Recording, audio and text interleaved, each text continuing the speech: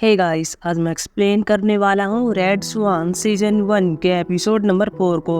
अगर आपने पिछले एपिसोड नहीं देखे हैं तो लिंक आपको डिस्क्रिप्शन में मिल जाएगा। एपिसोड की शुरुआत में हम दो यून को देखते हैं जो कि चोरी छुपे बेयोन के रूप में आ रहा होता है और बाद में यहाँ पर फुटेज को कॉपी कर रहा होता है और फिर यहाँ पर बाहर आता है। लेकिन बाहर यहाँ पर लीजिन होती है जो इसको देख लेती है और बाद में से पूछती है कि तुम यहाँ पर क्या कर रहे थे। दो यून यहाँ पर कह रहा होता है कि मुझे बेयोन से कुछ बात करनी थी लेकिन वो अपने रूम में नहीं है। लीजिन अपनी से कहती है कि तुम्हें योंगुक बुला रहा है। बाद में जा रहा होता है। लीजिन भी इसको सबकी नजरों से देख रही होती है। अगले समय दोइन अपने योंगुक के पास आ गया था। योंगुक की अपनी से कह रहा होता है कि कल तुमने वह सब कर दिया था, तुमने वह सब क्यों किया। दोइन कहता है कि मैं आप दोनों को सेफ रखने की कोशिश कर रहा था इसीलिए मैं बीच में आया था। वैसे आपको चोट तो नहीं लगी। योंगुक यहाँ पर कह रहा होता है कि मुझे नहीं लगी, लेकिन अगर तुम ऐसे काम करोगे तो तुम्हें नौकरी से निकाला जा सकता है। अगली बार नरमी से पेश आना। यह भी कहता है कि ठीक है और बाद में दोयुन चला गया था। अब दोयुन अपने रूम में आ गया था और फुटेज के डाटा को देख रहा होता है जो इसने पहले कॉपी किया था और इसमें यहाँ पर यह देखता है कि योंगुक योंगजू को पैसे दे रहा था। दोयुन यहाँ पर पैसे को देखता है और कह रहा होता है कि ये पैसे 1 अरब के आसपास होने चाहिए और किसी को मारने के लिए इतने पैसे काफी हैं। बाद में हेन ग्रुप की फैमिली के चार्ट को देखता है। अगले से वांसु को देखते हैं जो बेयोन से बात करती है और कहती है कि मेरे बेटे खिलौने पर क्या करे हैं। बेयोन यहाँ पर कहती है कि मैं इनको बाहर नहीं फेंक की, वो नहीं आपको देश की, इसलिए मैंने यहाँ पर रख दिए। लेकिन वांसु इसे कहती है कि तुम्हें ऐसा करने की कोई जरूरत नहीं है, ये खिलौने बाहर फेंक दो और इस रूम को ताला लगा दो। बेयोन बाद में मीरन के पास आती है और यहाँ पर यह बताती है कि वांसु ने क्या करने के लिए कहा है। मीरन भी कहती है कि ठीक है ऐसे ही करो, वैसे भी हमारे पास और भी रूम है। अगले दिन यहाँ पर संगील आ गया था और यहाँ पर मीरन से मिल रही होती है। संगील यहाँ पर कहता क्या हुआ है। अब यहाँ पर मीरन यह कहती है कि हमें योंगमिन को नो फाउंडेशन का नया डायरेक्टर बनाना होगा। संगील कहता है कि हम ऐसा कर सकते हैं, लेकिन फिर वांसु क्या होगा। मीरन यहाँ पर यह कहती है कि वांसु को इस्तीफा देना होगा। अगले से वांसु से मिलने के लिए इसका भाई आता है। वांसु अपनी से कहती है क्या हुआ है। हेंसु यहाँ पर यह कह रहा होता है कि ऐसी संगीली मेरे पास भेजी है और तुम्हें फाउंडेशन से इस्तीफा देने के लिए कहा जा रहा है। आखिर यहाँ पर चल के आ रहा है। बाद में वांसु ये कहती है कि योंगू का शादी से पहले एक बच्चा था, लेकिन हेंसु कोई रिएक्ट नहीं करता। वांसु पर इसे कह रही होती है कि यह तुम पहले से जानते थे। यहाँ पर यहाँ बढ़ता है और कह रहा होता है कि मुझे शक तो हो गया था जैसा कि तुम्हें हुआ था, तुम भी इसके बारे में पहले से जानती थी। अभी यहाँ पर वांसु अपने भाई से यह कहती है कि इस बात को प्रेस में लिख कर दो कि योंगू का शादी से पहले फिर चल रहा था और उसका एक बेटा भी है। अगले इसमें यून को देखते हैं जो भागती मीरन के पास आती है और आर्टिकल को दिखा रही होती है जो कि योंगू के बारे में होता है। यून योंगू को देखते हैं जो कंपनी में आ रहा होता है, लेकिन मीडिया वाले इसका वेट कर रहे होते हैं। योंगू को पता नहीं होता ही क्या हुआ है, इसलिए चला गया था। वही तायरा और इसकी माँ भी यह न्यूज देखती है। अगले से वांसु को देखते हैं जो अपनी फाउंडेशन में आती है, लेकिन यहाँ पर पहले से तायरा होती है और इसकी माँ होती है। तायरा भी अब वांसु से कहती है कि तुमने आर्टिकल देखा है। यहाँ पर यहाँ बढ़ती है। तायरा अपनी से कहती है मैं क्या करूँ, अब मैं तो कहीं बाहर भी नहीं जा सकती। वांसु कहती है कि तुम्हारे लिए अच्छी बात है, लोग अब तुम्हारे बारे में जान पाएंगे। तायरा अपनी माँ से कहती है कि यह सही कह रही है, लेकिन अभी इसकी माँ कहती है कि नहीं ऐसा नहीं हो सकता, हमें आर्टिकल को रोकना होगा। बाद में तायरा वांसु से कहती है कि तुम एक इंटरव्यू दे दो। बाद में दोनों मीरन से मिलने के लिए आते हैं। यहाँ पर पहले से योंगुक होता है, साथ में संगील होता है। मीरन यहाँ पर तायरा को देखती है और बाद में चिल्लाती है और कहती है कि मैंने तुम्हें अब आने के लिए नहीं कहा था, मैंने केवल वांसु को बुलाया था, तुम जा सकती हो। अभी चारों बैठकर यहाँ पर बात कर रहे थे, जहाँ पर पहले संगील कह रहा होता है कि हमें अभी तक पता नहीं चला है कि वह आर्टिकल किसने पब्लिश किया है। मीरन भी यहाँ पर यह कहती है कि अब हमें साइलेंट रहना चाहिए, हमारे पास अच्छा ऑप्शन यही है। बाद में सभी को जाने के लिए कहती है, लेकिन तभी वांसु यहाँ पर यह कहती है कि आप मेरा इस्तीफा दिलवाना चाहती हैं, आप इस बात पर एक बार फिर से विचार कीजिए। मीरन भी चिल्लाती है और कहती है कि न्यूज को फैले हुए 1 मिनट भी नहीं हुआ है और तुम ये सब बात कर रही हो, तुम फाउंडेशन से दूर हो जाओ और घर पर बैठ जाओ। बाद में वांसु ऑफिस में आती है और यहाँ पर यून से बात करती है और कहती है कि मेरे लिए प्रेस कॉन्फ्रेंस तैयार करो। यून यहाँ पर यह कहती है कि मैं मीरन से बात कर लेती हूँ, लेकिन यहाँ पर वांसु कहती है कि तुम सुबह में बता देना, फिलहाल ये बात हमारे बीच रहनी चाहिए। यून भी कहती है कि ठीक है। अगले से मीडिया वाले को देखते हैं जो कि प्रेस कॉन्फ्रेंस में आ गए थे। अगले से वांसु को देखते हैं, साथ में मीरन होती है जो कि एक महिला से बात कर रहे होते हैं। वांसु बार बार घड़ी में देख रही होती है क्योंकि प्रेस कॉन्फ्रेंस की तैयारी हो गई थी। बाद में बाहर जा रही होती है, लेकिन तभी मीरन कहती है तुम कहाँ पर जा रही हो। वांसु यहाँ पर यह कहती है कि मैं बाथरूम में जा रही हूँ। बाद में वांसु बाहर आती है और यहाँ पर दोइन होती है, साथ में लीजिन होती है। वांसु यहाँ पर लीजिन से यह कहती है कि मीरन को थोड़ी बुखार है, तुम उसके लिए टैबलेट ले आओ। बाद में चली जाती है। वांसु बाद में दोयुन से कहती है कि मुझे प्रेस कॉन्फ्रेंस में जाना है। दोयुन कहता है कि चलो चलते हैं। अगले सीन में दोनों टैक्सी में होते हैं और प्रेस कॉन्फ्रेंस में आते हैं।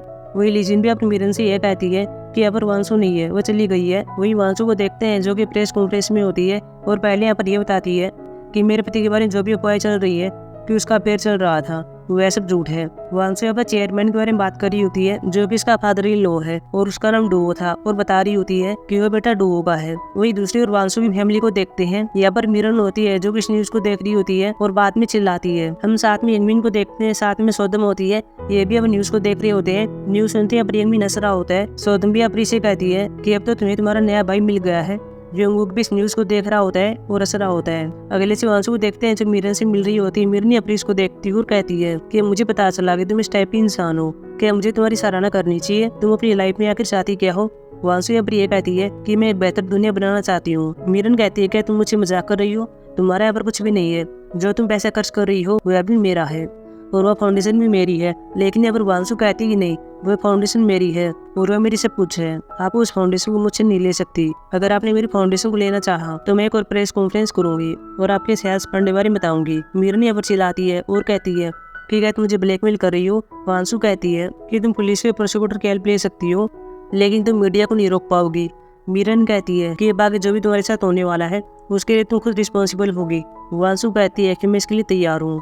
अगले इसमें क्योंजू भी दोयम से बात कर रहा होता है और चिल्ला रहा था और कह रहा होता है कि तुम वांसु को अकेले बाहर क्यों ले गए, उसकी सिक्योरिटी के लिए वहाँ पर कोई नहीं था। दोयुन भी कहता है कि मुझे माफ कर देना। बाद में दोयुन अपने रूम में आ रहा होता है और यहाँ पर संगील होता है, इसको अपना परिचय देता है। अगले इसमें कुछ दिनों के बाद देखते हैं घर में यहाँ पर तायरा आ रही होती है, साथ में जुनी आता है। ऊपर से इनको वांसु देख रही होती है। तायरा बाद में मिरन से मिल रही होती है, बाद में वांसु भी आती है।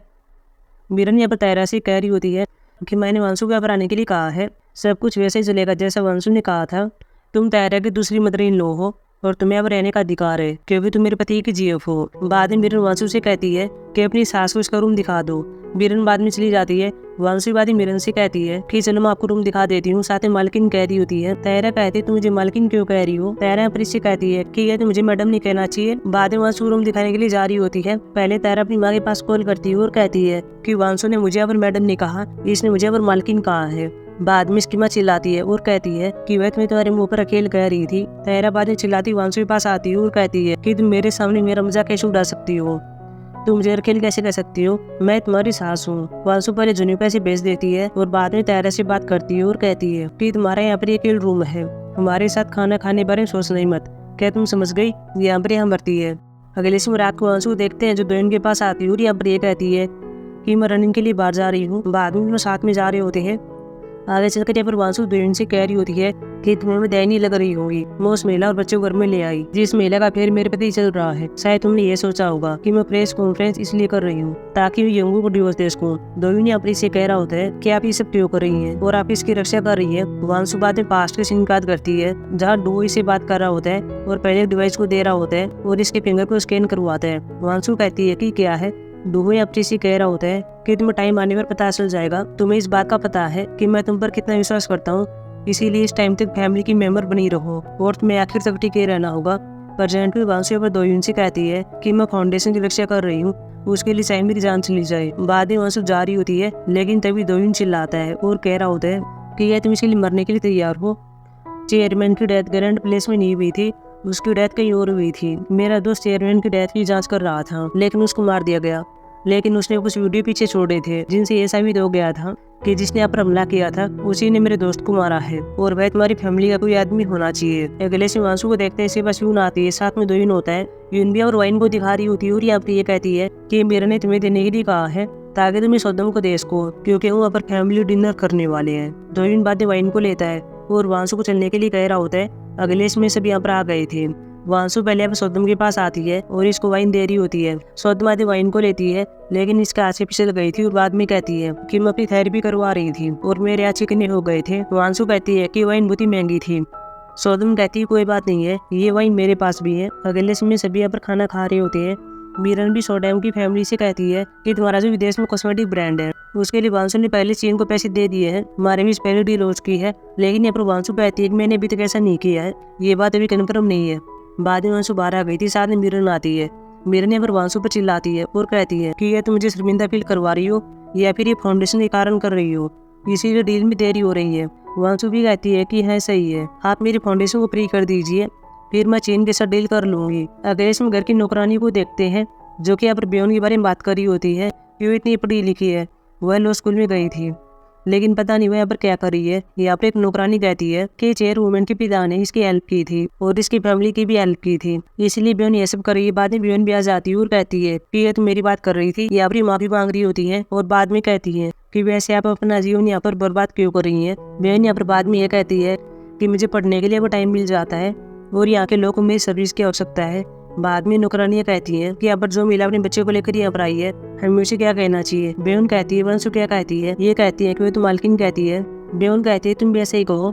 बाद में तायरा भी आती है और बेउन से रूडली बात करती है और कहती है कि मैं घर से बाहर जाना चाहती हूँ ताकि अपने बेटे के लिए घर में ट्यूशन लगवा सकूँ, मुझे अब टीचर की आवश्यकता होगी। लेकिन बेउन ने कह दिया था तुम ऐसा नहीं कर सकती, इस घर में कोई भी ऐसे नहीं आ सकता, तुम्हें सब करने की कोई जरूरत नहीं है, मैं अपने आप इस चीज को देख लूंगी। बाद में चली जाती है। नौकरानियाँ भी अब हंस रही होती है। तायरा बाद में इनको देखती है और चिल्लाती है कि तुम क्यों हंस रही हो। एक नौकरानी बाद में इसको मालकिन कहती है। अगर ऐसे वंशु को देखते इसके पास यून आती है और ये अपने ड्रेस को देती है और कहती है कि मिसेस स्टेफनी ने आपके लिए ड्रेस भेजी है ताकि आप इस ड्रेस को वेलफेयर सेंटर की ओपनिंग सेरेमनी में पहन सके। अगले सीन में मिरन को देखते हैं जो कि सेरेमनी में आ गई थी। मीडिया वाले इसकी फोटो ले रहे होते हैं, लेकिन तभी अब वंशु भी आती है। वंशु ने सेम ड्रेस पहनी हुई थी जो कि मिरन ने पहनी हुई थी। मिरन भी अमरीश को देखती है। मीडिया वाली बाद में वंशु के पास आ गए थे। वंशु अगले सीन में स्टेज पर होती है, स्पीच दे रही होती है। मीडिया वाली मिरन से कहते हैं कि आपको भी स्टेज पर जाना चाहिए। बाद में मिरन ऐसे ही करती है। मीडिया इनको क्लोज आने के लिए कहती है। बाद में दोनों ऐसे ही करती है। अगले सीन में मिरन को देखते हैं जो कि जूडो खेल रही होती है, सभी प्लेयर को रा रही होती है, लेकिन तभी पास में दोयुन खड़ा हुआ था। मिरन ने अभी इसको आने के लिए कहती है। दोयुन ने अपने मिरन को रा देता है और बाद में मिरन को उठाता है। मिरन भी दोयुन में क्लोज आ गई थी और ऐसी रहने के लिए कहती है और बाद में ये कहती है तुम्हारी स्मेल बहुत ही अच्छी है। मिरन बाद में से कहती है कि तुम्हारी स्मेल से मैं तुम्हें पहचान सकती हूँ। दोयुन बाद में ये कहता है कि मैं एक फॉर्मर पुलिस वाला हूँ। बाद में मिरन चली जाती है। अगले सीन में मिरन को देखते हैं जो सेरेमनी फोटो देख रही होती है और बाद में वंशु से मिलने के लिए आती है और पहले यहाँ पर ये कहती है कि मुझे नहीं पता था कि आपने भी ड्रेस पहनी हुई है, स्टेफनी ने मुझे ड्रेस दी थी।